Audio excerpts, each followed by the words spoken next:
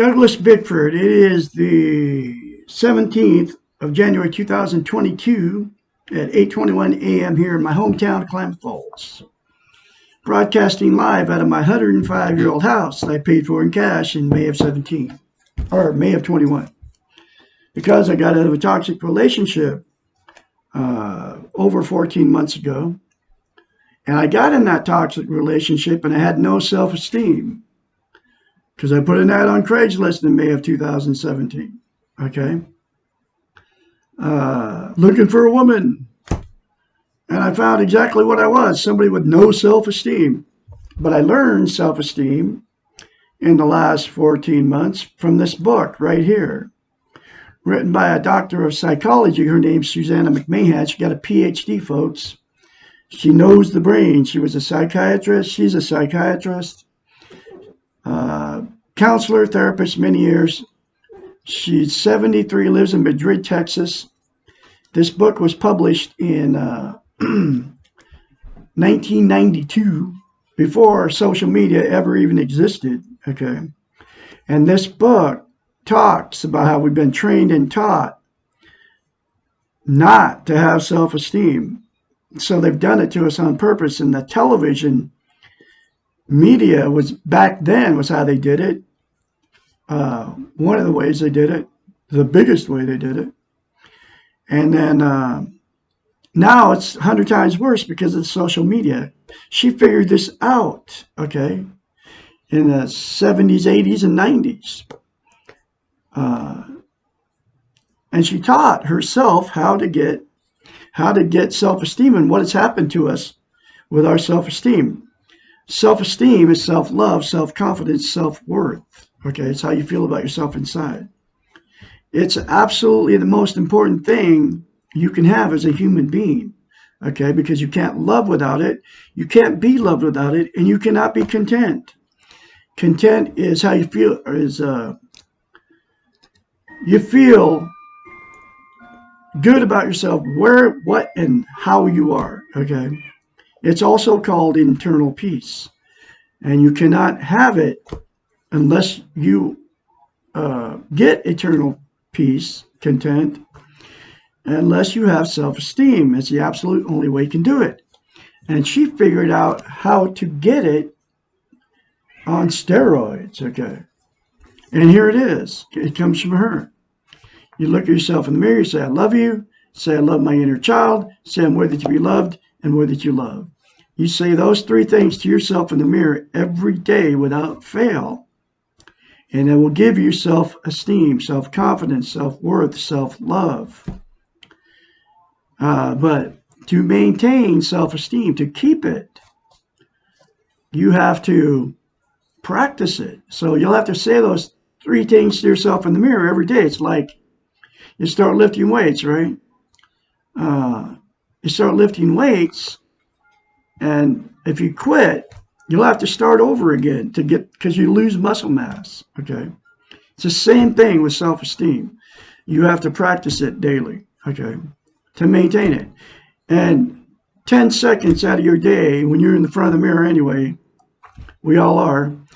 I love Douglas Bickford. I love my inner child. I'm worthy to be loved and worthy to love. Those three things to yourself in the mirror every day without fail will give you self-esteem, and it'll let you keep it. Okay. And it works. And the reason I'm here teaching self-esteem on YouTube, excuse me. Number one, it changed my life to get it. Okay. I had zero self-esteem my whole life because I was sexually, emotionally, and physically abused as a child. Okay. That's why I put an ad on Craigslist in 2017 looking for a woman, even though I had everything in Spokane, Washington. I had a thriving hot dog business. I had paid for my house cash in a beautiful manufactured home community in Spokane, Washington. I had 4 vehicles. I had $35,000 in silver in a safe in my house. I had military retirement money coming in. You know, I just had it all. But what I didn't have was self-esteem. That's why I met this woman in May of 2017, after I posted an ad on Craigslist, immediately, like the first day. And I married her after 3 weeks because I had no self-esteem. I married her after the first date. She told me about a threesome she had with her husband of 15 years. Okay. And bragged about how good the woman kissed and how the woman didn't want to have sex with the husband because she was so drop dead gorgeous. Okay. And how gorgeous, she was bragging about how gorgeous this blonde bimbo they picked up at the bar was. That's what she liked to do. Okay. She married me because I had money. Okay. I married her because I was looking for somebody to love me. Okay. Because I had no self-esteem, because I was never told I was loved as a child. And because I was sexually, emotionally, and physically abused. Okay. And there's billions of you out there on the planet. So I ended up teaching self-esteem on YouTube because, number one, nobody's doing it. Number one, it changed my life. And the other reason I do it, nobody's teaching self-esteem. All over the media, all over the TV. You don't ever hear the word. It's like a taboo subject. I brought up the two words to people. Hey, do you know what self-esteem is? And nobody even knows what it even is. Okay. And all it is self-love, how you feel about yourself. And treat yourself like you love yourself. But anyway, so nobody's teaching it. Nobody's telling you how to get it. I just told you how to get it. The 3 things in the mirror will give it to you if you do it and you keep doing it. Nobody's telling you how simple it is to attain it. And it's that simple, folks, to attain it. The 3 things to yourself in the mirror daily. And nobody's telling you how important it is to have it. It's the absolute most important thing you can have as a human being. You can't love without it. You can't be loved without it. And you can't not be content without it. Think about it, folks. And because that's why I'm doing it. And I'm going to continue to do it. I'm going through this book 1 chapter at a time. And I'll get to the next chapter in a second. Okay. But people get in toxic relationships. Okay. Because you can't love or be loved. So you'll get somebody just like you without self-esteem. You don't love yourself. You get somebody that doesn't love themselves. So they can't and won't love you. You get together because you need each other for whatever reason. You don't love each other. Okay. You can't love without self-esteem, and you can't be loved without it. Okay. So you'll get somebody just like you. And that's why you've been married more than once. Or that's why you had many failed relationships. That's why I've been married four times and divorced 4 times and have been in many failed relationships. Because without self-esteem, you can't love or be loved. Now, I have self-esteem because of mirror therapy. And because of getting this book, and reading it, which was in a link in every video I put up in the description of the video. So get the book. It's cheap, between $5 and $15. And you can all read this stuff for yourself in black and white. Okay.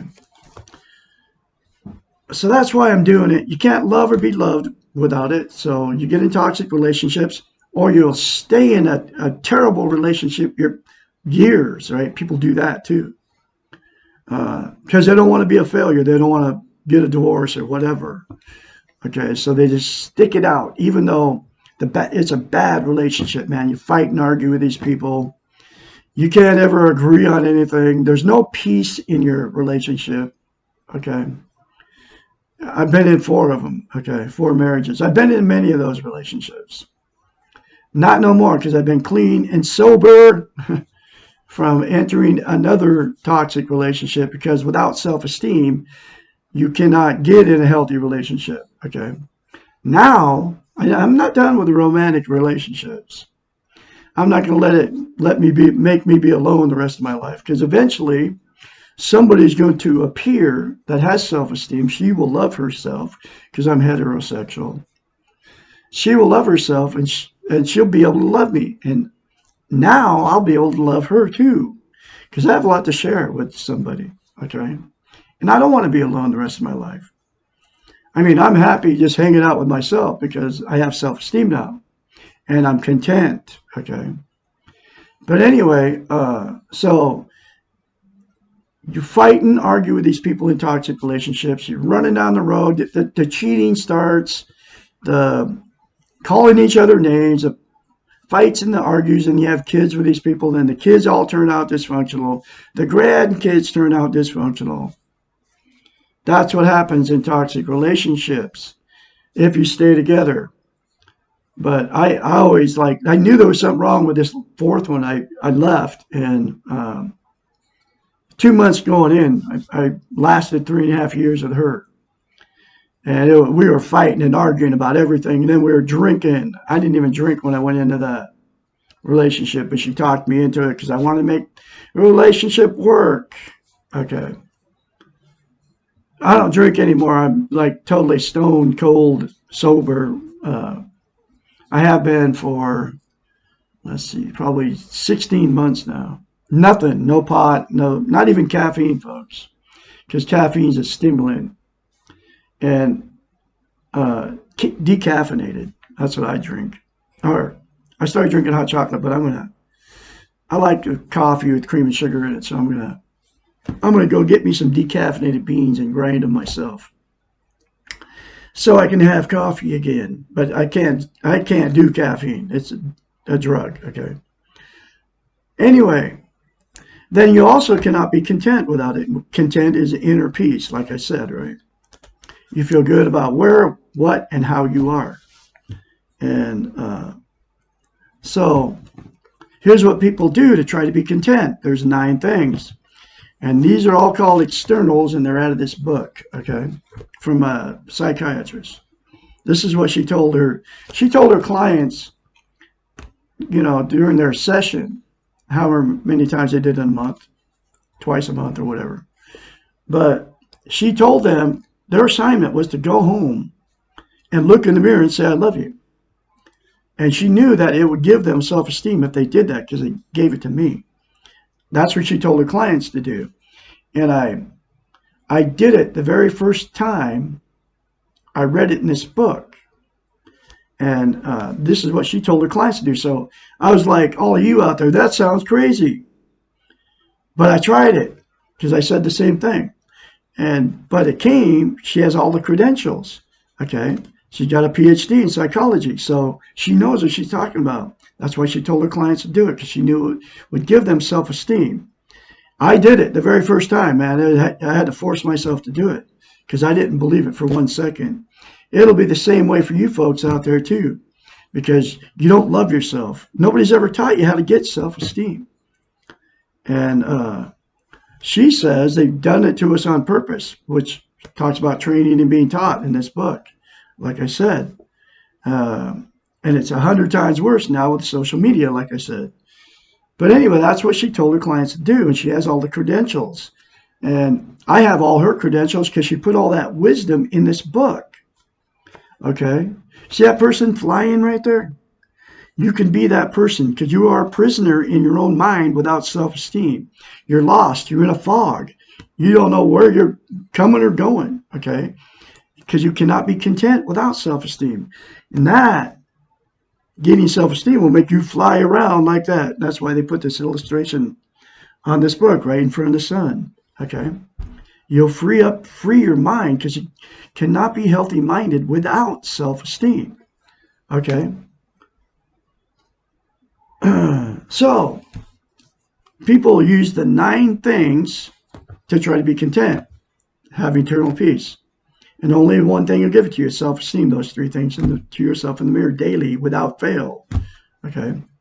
Here they are. Drugs, alcohol, sex, food, TV, religion, another person, material possessions, or money. 9 things. Take drugs, right? And you can include caffeine and nicotine in the drug. Caffeine's a stimulant, and nicotine's like an opiate. It calms you down. Caffeine revs you up like speed. You all know that's why you have a cup of coffee in the morning, right? But it's a stimulant, so it's a drug. If you don't want to take drugs, then get decaffeinated. That's exactly what I'm doing. Okay. Coffee. Marijuana, heroin, methamphetamines, all the opiates, you know, opium, all the prescription pills that doctors prescribe people, like Oxycontin, is nothing more than synthetic heroin. Okay, and that's exactly what it is. And you get addicted to all the drugs, including caffeine and nicotine. Okay, uh, and the problem with it is you're trying to make yourself feel good. Okay, by using all the drugs, and they work temporarily. Okay, but then you always have to do more, and then you get addicted to them. Okay, because you're trying to make yourself feel good, and it does feel good while you're on it. Just even like caffeine, you get that caffeine buzz, so it makes you feel good. I've called it the opiate of the masses forever, and that's exactly what it is. People don't know they're addicted to caffeine, but try cold turkey, you'll find out how addicted you are to it, man. You get withdrawals, like speed withdrawals. I haven't drank coffee in pushing a year now. Caffeine, I put it that way. Because you get your caffeine from whatever else you get caffeine from. Red Bulls, whether you take pills too. Okay, caffeine pills. They're all a stimulant, drug. Anyway, they're all temporary. They never last. Alcohol, exact same thing. Don't matter where you get alcohol, beer, wine, hard liquor. You're drinking it for one reason, to make yourself feel better. And it does, temporarily. Never lasts, never permanent. Sex, exact same thing. Having sex, it feels good while you're having sex. It's always temporary, never permanent. Then you have to have more sex, and then people get addicted to sex. And people get addicted to alcohol. And people want to deny they're addicted to anything, okay? Especially alcohol or caffeine, right? Even though they can't put it down, okay? Food, exact same thing. You eat, you're hungry, you eat, and then you overeat because you feel good while you're eating, right? But the feel good's only temporary for food, and then people overeat, and then they feel worse about themselves because they get overweight, okay? Because they overate, because they don't feel good about themselves, and they're trying to make themselves feel better. It's always temporary, never permanent. Television, exact same thing. Turn on the boob tube, man. While you're sitting in front of it, you feel good, right? As soon as you turn it off, you don't feel good anymore. It's always temporary, never permanent, okay? Material possessions, the exact same thing. Get something brand new, you buy it, you feel good while you're buying it, and then you get it home, no matter what it is. It'll sit, like if you get a new car, it'll sit in the driveway, and then you got a huge car payment, huge insurance. And if you bought a new one,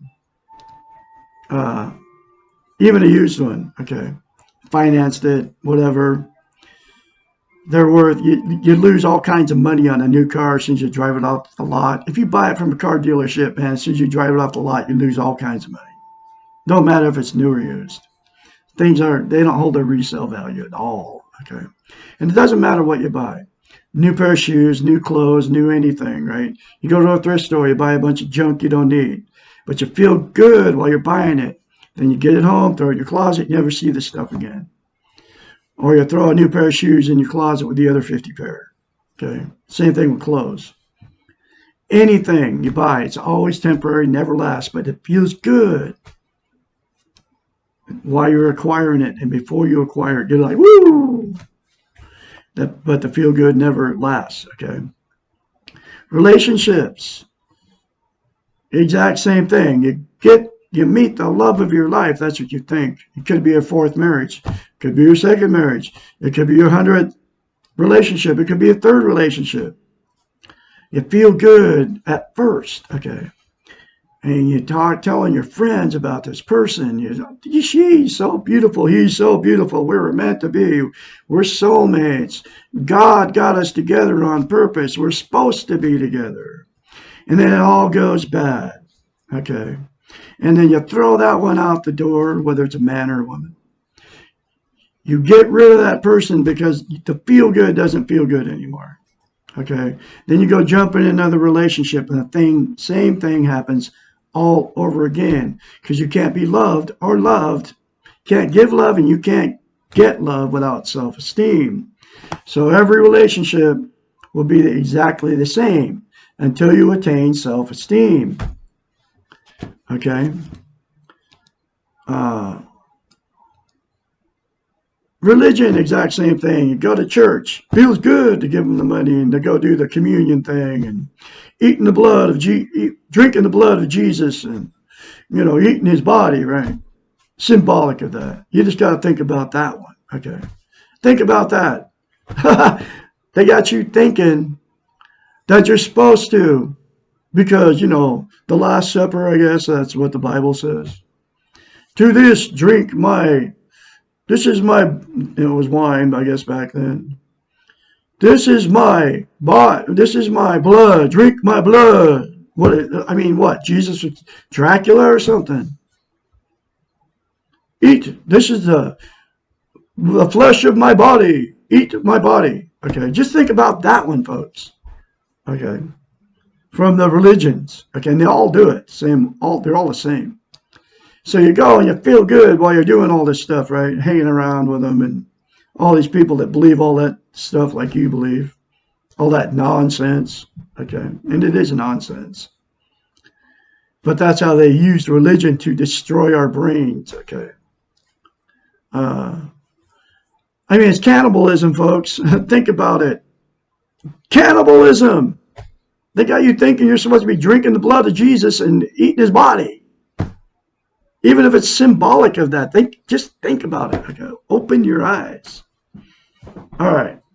Anyway, what am I? So all the religions are the same. Orthodox Jew, Christian, Muslim, it doesn't matter which one it is. The Christians, they say the Muslims, when they die, they're getting 7 virgins. That's the big out on the street about the Muslims. So they can hate Muslims, right? The good excuse to hate Muslims because they're going to get 7 virgins when they die, right? Okay, I got a bunch of cats running around here. What's going on in there, little girl? Everything's fine. I rescued a bunch of little kittens. Anyway, all the same, Catholic, Muslim, Christian, Buddhist, even Buddhist, right? You got to believe in the Dalai Lama that he's God's chosen one, right? It's not you, okay? It's the Dalai Lama is God's chosen, and in order to be, be blessed by the Dalai Lama, you have to do all this stuff. Like the monk sits up there and shaves all their head, and they got to be celibate and all this stuff. Live up there in the Dalai Lama's castle, which is worth about $10 billion, sitting up there in China, Tibet, right? And then worship Dalai Lama, and then worship the statue.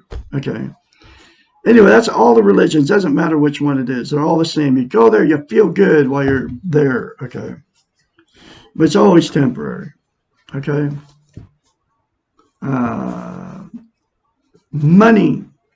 Exact same thing. Get a bunch of money. Get any money. You feel good while you get it. It's always temporary, never lasts. Okay.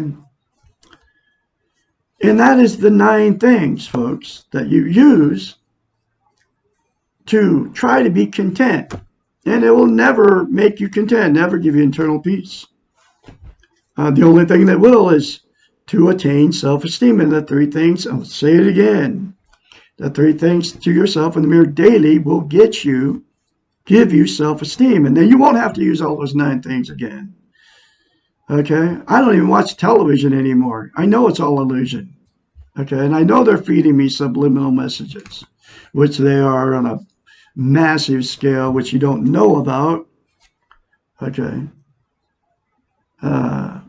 Anyway, those are the 9 things that you're using to try to be content, get eternal peace. None of them work except for the 3 things to yourself in the mirror, and that comes out of this book. And okay, so I'm going to continue on my mission, and very confidently, now that I have self-esteem, Even though nobody's making comments in any of my videos, I got 700 some odd videos up. I only comments I get are pornography, right? But I'm a very confidently spread her message because nobody's doing it, like I said. And nobody's telling you how simple it is, like I said. And nobody's telling you how important it is, like I said. All the good-looking women on freaking YouTube talking about narcissists. All the fake doctors and their fake advice about COVID-19, right? And I'm not saying anything bad. I'm not saying that COVID-19 is fake or anything. I'm just saying all the fake doctors on YouTube making money off of it. They're not real doctors, folks. They just say they're doctors and because they want to make money. That's all they're doing, okay? And they get subscribers, okay? Anyway, that's why I'm very confidently going to spread her message, which is all true, okay? That they have taken away our self-esteem on purpose, and they're using the television and the social media to do it. Facebook, YouTube, all of them. That's my belief, okay? But anyway, get this book. Anyway, here's the next chapter.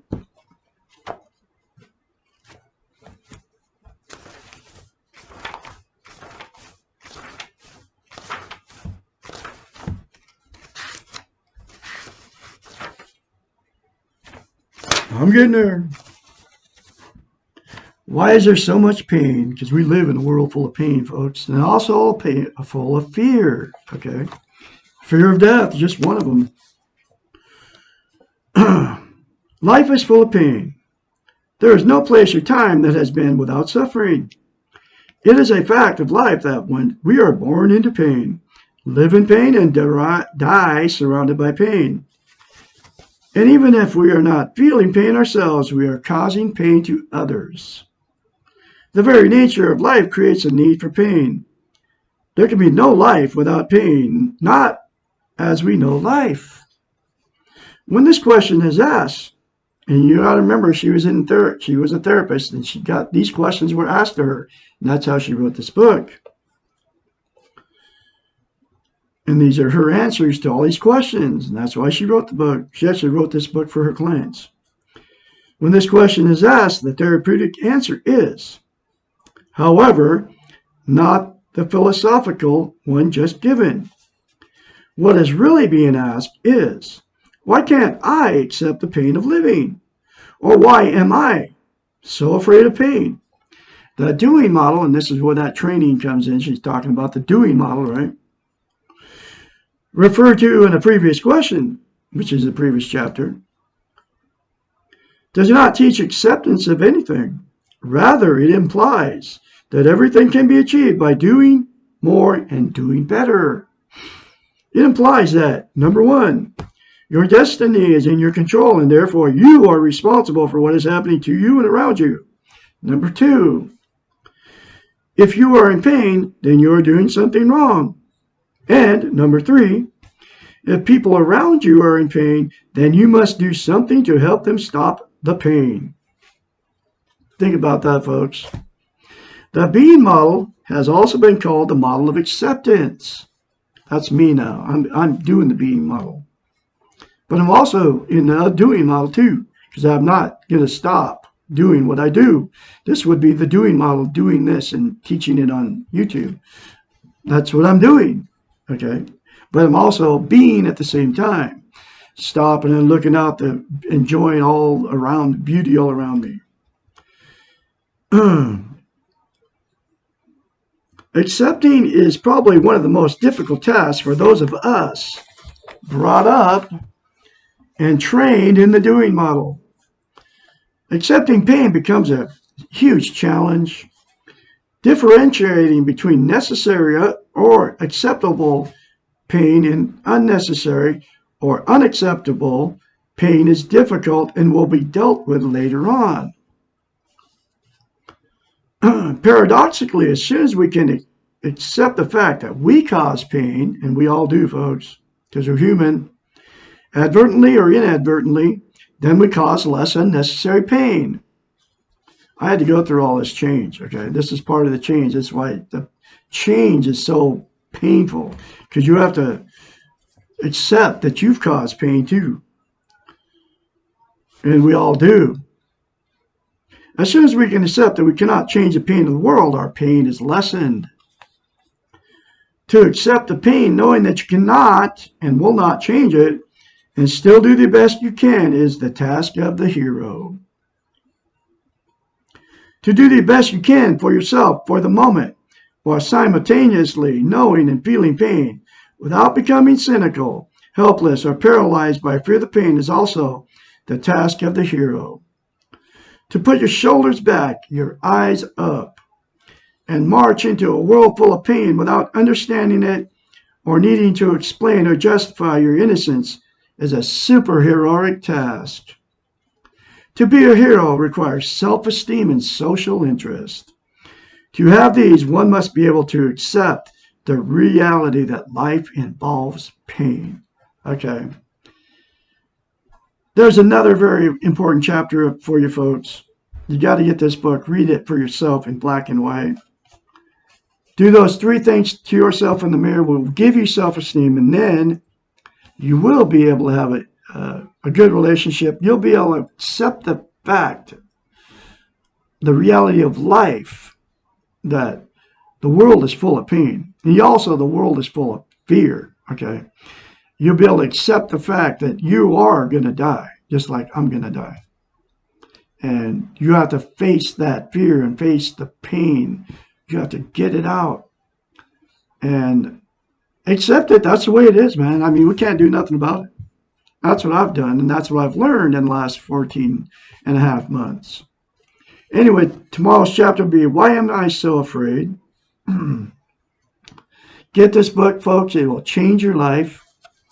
In the link, in the video description. It's very cheap. You can all for it, like I said. I can be your mentor when your change starts for you, because those 3 things in the mirror to yourself daily without fail will make you start going through this change, giving you self-esteem. 458-232-5238. Remember to look at yourself in the mirror, say, I love you. I love my inner child. I'm worthy that you love. Say that daily without fail. And remember, you were born good. You will leave good if you accept the fact that you're good. You all have a great day out there. I'm going to have another chapter for you tomorrow. I'll talk to you then.